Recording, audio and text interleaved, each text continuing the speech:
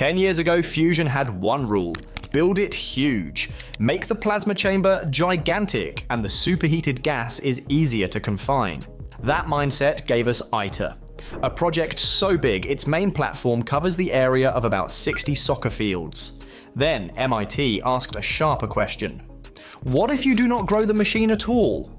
What if you shrink it and use magnets so strong that the plasma still behaves? Their reactor, SPARC, is room scale compared with ITER, yet it targets net energy.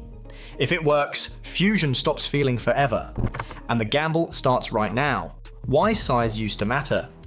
Fusion sounds easy when you say it fast. Take two light atoms, usually hydrogen, and push them together until they merge.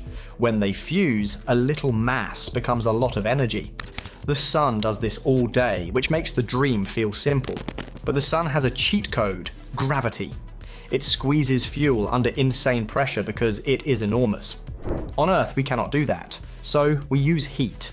A fusion plasma must reach around 100 million degrees Celsius, so we never let it touch the walls. We suspend it with magnetic fields like an invisible cage. This is where bigger is easier came from. The Lawson criterion says you need the right mix of temperature, density, and confinement time. If confinement time is short, you must push temperature and density harder. Big tokamaks give you more volume and more time, so the plasma has a better chance to stay stable. That logic helped justify ITER, the giant international reactor being assembled in southern France. The hope is net energy, where fusion output beats the energy used to sustain the plasma. Quick sponsor break. Search your name and city, and you might find your address or phone number on sites you never used. That data is collected and sold. Incogni helps remove personal details by requesting takedowns from data brokers. With the unlimited plan, you can submit custom links, including Whitepage and Trellis. Law or Unicourt and their team handle the removals. Use code MEGAPROJECTS for 60% off an annual plan. Now, back to fusion. A long history of 30 years away. Fusion research did not start with ITER. It started with bold machines and hard lessons. In the 1950s, Z-pinch devices tried to squeeze plasma using electric currents. They looked dramatic, but the plasma would twist, kink, and escape. Instability won. In the 1960s, the Soviet tokamak arrived and changed the field. A donut-shaped chamber, plus carefully shaped magnetic fields, gave the plasma a smoother path. Suddenly, confinement times improved enough that the science felt real. By the 1970s, optimism was everywhere. Many believed practical fusion power was only a few decades away. Then the decades passed. In the 1990s, it was still 30 years away. In the 2010s, the same story. It became a running joke, but the joke had teeth. Every step forward revealed a new problem. Holding plasma steady for seconds was a win. Making it self-heating and steady for long periods was the challenge.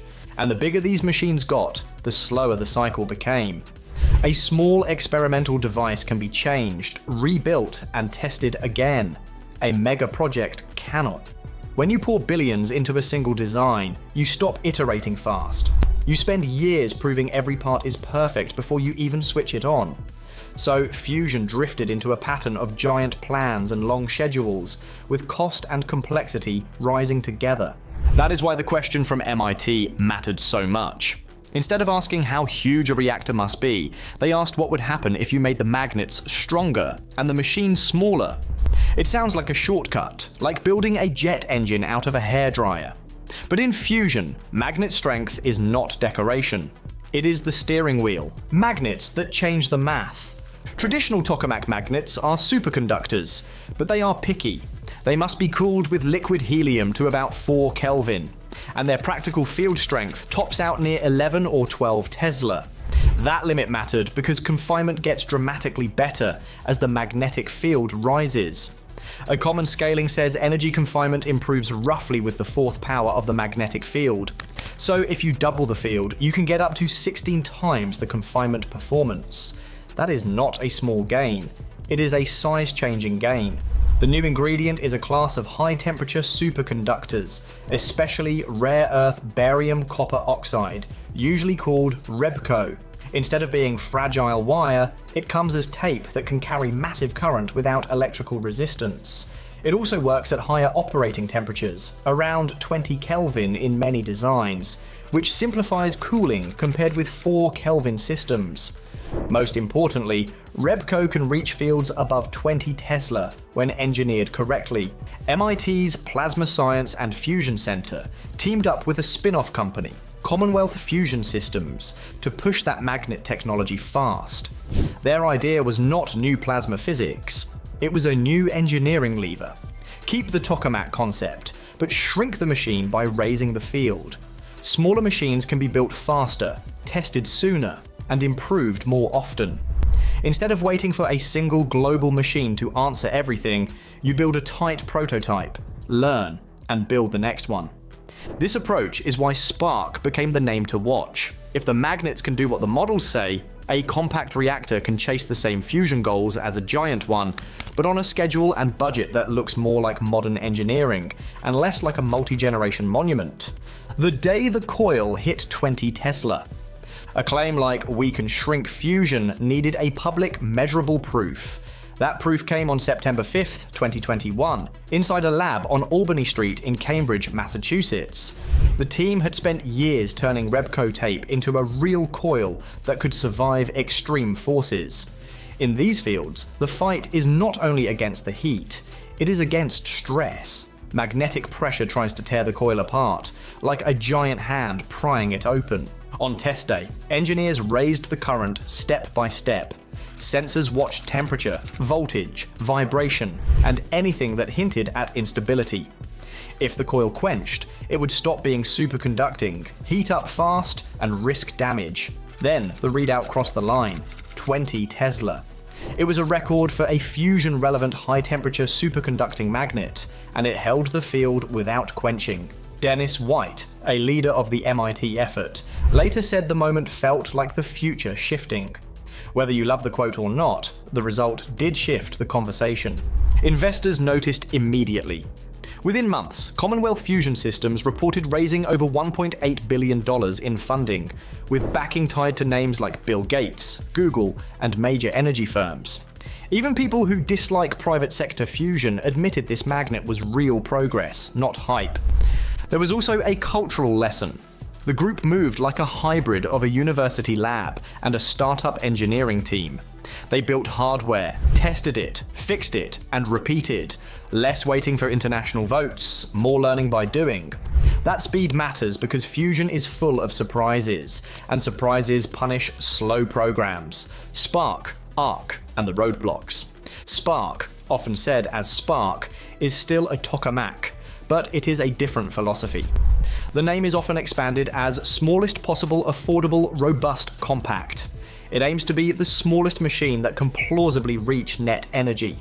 Its central chamber stands only about 3 meters tall, with a plasma radius of around 1.85 meters. It is built to fit in an industrial building, not dominate a landscape. The planned magnet set uses 18 high-temperature superconducting coils made from REBCO tape. They are designed to generate fields above 20 Tesla, roughly twice ITER's field. The magnets are modular, so a coil can be removed and replaced without dismantling everything.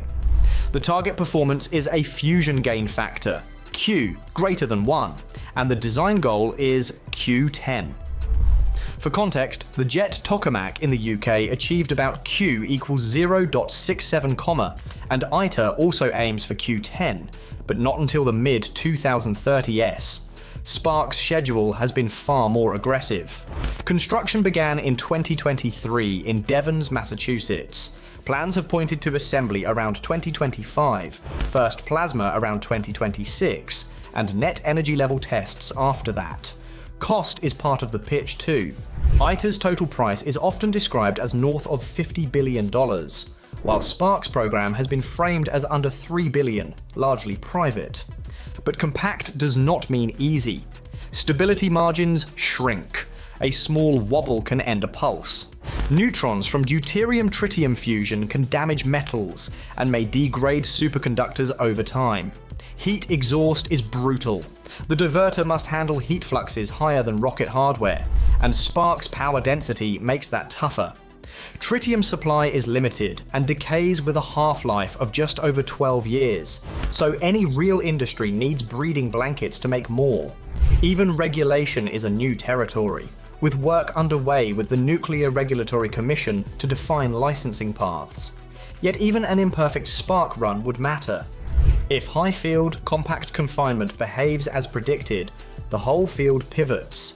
If it fails, it still teaches engineers exactly what to fix for RC and whatever comes after. Fusion has always been a fight between elegant equations and stubborn hardware.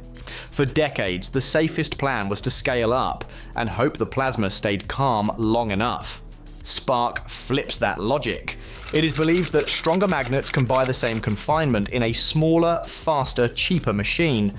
The bet might fail, and the obstacles are real: heat, neutrons, fuel, and control.